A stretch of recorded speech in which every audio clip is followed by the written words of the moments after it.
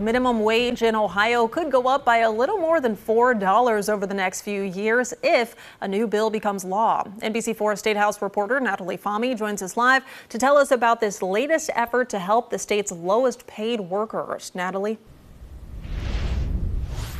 Jennifer, Jared, the new bill has its first hearing tomorrow with the end goal of increasing minimum wage to $15 per hour.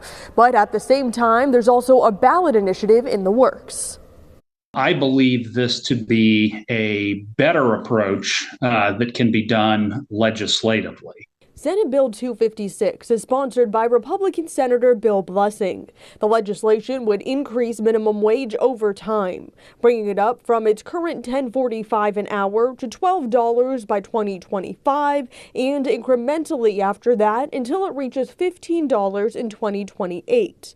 The bill would also require that tipped workers get paid at least $7.50 an hour by 2028, up from $5.25. And if an establishment cannot prove that a person is making at least $15 an hour with tips, that employee would also be bumped up to make up for the discrepancy. The bill would also allow for a refundable income tax credit. It's basically a wage subsidy. How difficult is that for the average Ohioan to apply for something like that or to make sure they're receiving it? There is an administrative burden to this for sure.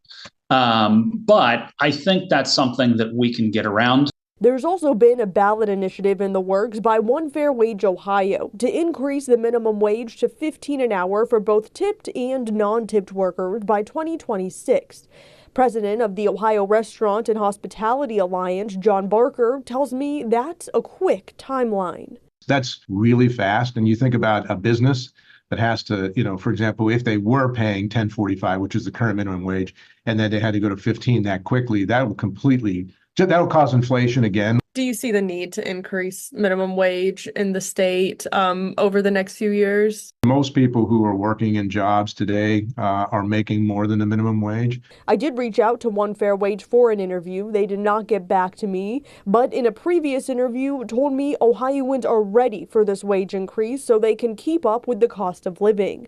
They have to get 413,000 valid signatures by July 3rd to put their proposal on the November ballot. If for whatever reason that they didn't get the signatures, something like that, I would still like to press forward with something because I don't believe that this issue is really going away.